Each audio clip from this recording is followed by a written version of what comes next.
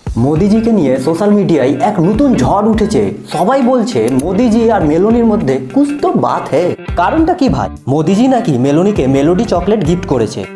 এখন ইন্টারনেটের গোয়েন্দারা বলছে এটা কি শুধু চকলেট না সিক্রেট সিগন্যাল।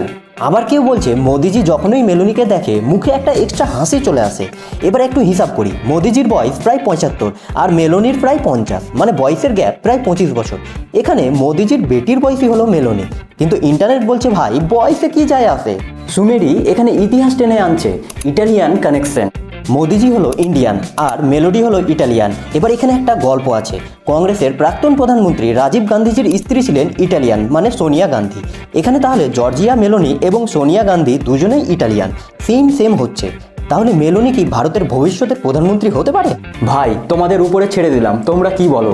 কিন্তু ভাই থামো। এগুলো সবই সোশ্যাল মিডিয়ার মজা আর গসিপ। সত্যি কি সেটা তো তারা দুজনেই জানে। কিন্তু একটা প্রশ্ন থেকেই যায় ভাই, মেলোনিকে মোদিজি মেলোডি চকলেট কেন গিফট করলো?